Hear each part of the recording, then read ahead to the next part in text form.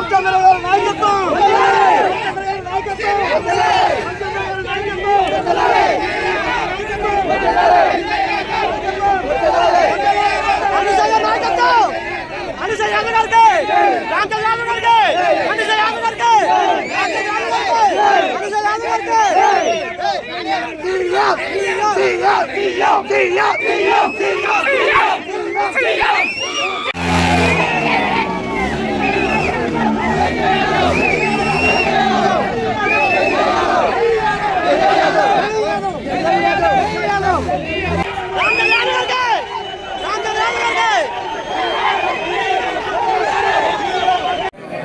గత 20 నెలల కాలంలో రాష్ట్రంలో బీసీల పైన జరుగుతున్న దాడులకు, హత్యలకు, అరాచకాలకు, అణచివేతకు పూర్తి బాధ్యత వహించాల్సిన అవసరము ముఖ్యమంత్రి చంద్రబాబు నాయుడు గారికి ఉంది. ఇంకా చెప్పాలంటే ఈ దాడులను, హత్యలను నేరుగా ముఖ్యమంత్రి గారే ప్రోత్సహిస్తున్నారు అని చెప్పడానికి ప్రత్యక్ష ఉదాహరణ ఈరోజు కాకినాడ జిల్లా ప్రత్తిపాడు నియోజకవర్గం కత్తిపూడిలో జరిగిన సంఘటన చెప్పాలి. ఒక అధికార పార్టీకి సంబంధించిన ఒక రౌడీ ఒక బీసీ బిడ్డను, రామకృష్ణ అనే బీసీ బిడ్డను రాత్రిపూట వెంబడించి ఇంటికొచ్చి ఇంటి మీద దాడి చేసి విచక్షణ రహితంగా మారణాయుధాలతో దాడి చేసి ప్రాణాపాయ స్థితిలోకి వెళ్లేంత వరకు దాడి చేసి భయభ్రాంతులకు గురి చేసి ఈ సంఘటనకు పాల్పడితే దీని మీద చర్యలు తీసుకోవాల్సిన పోలీస్ వ్యవస్థ పైన ఒత్తిడి తీసుకొచ్చిన స్థానిక అధికార పార్టీ ప్రజాప్రతినిధులు, నాయకులు గత నెల రోజుల కాలం నుండి ఎవరైతే నిందితుడున్నారో నిందితుడి పైన చర్య తీసుకోపోగా నిందితుడికి సంబంధించి జరిగిన సంఘటనకు సంబంధించి సరైన సెక్షన్లతో కేసు రిజిస్టర్ చేయకపోగా నిందితుడు యథేచ్ఛగా మళ్ళీ రోడ్ల మీదకొచ్చి కత్తులు తిప్పుతూ అందరినీ భయభ్రాంతులకు గురి చేస్తున్నాడంటే ఈ రాష్ట్రంలో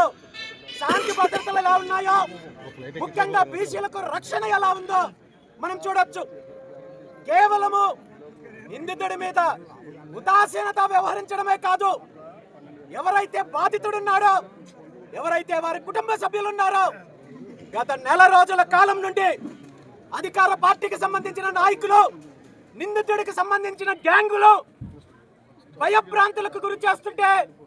మీ ప్రాణం తీస్తాము, మిమ్మల్ని మీ కథ చూస్తాము, మీ అంతు తేలుస్తామంటూ అనేక రకాలుగా భయపెట్టించే కార్యక్రమం చేస్తుంటే కూడా పోలీసులు ఎటువంటి చర్యలు తీసుకోకుండా అధికార పార్టీ నాయకులు అడ్డుపడుతున్నారంటే ఈ రాష్ట్రంలో శాంతి భద్రతలు ఎలా ఉన్నాయో, చంద్రబాబు నాయుడు గారు ఇచ్చిన హామీ బీసీలకు కల్పించే రక్షణ ఏ విధంగా ఉందో రాష్ట్ర ప్రజలు చూస్తున్నారు. ఇప్పటికైనా జిల్లా ఎస్పీ గారిని ఒకటే కోరుకుంటున్నాను, ఈరోజు యథేచ్ఛగా ఒక బీసీ యువకుడి పైన, బీసీ బిడ్డ పైన దాడి జరిగితే ఆ బిడ్డకు, వారి కుటుంబానికి రక్షణ కల్పించాల్సిన బాధ్యత మీకుంది. అదేవిధంగా నిందితుడిని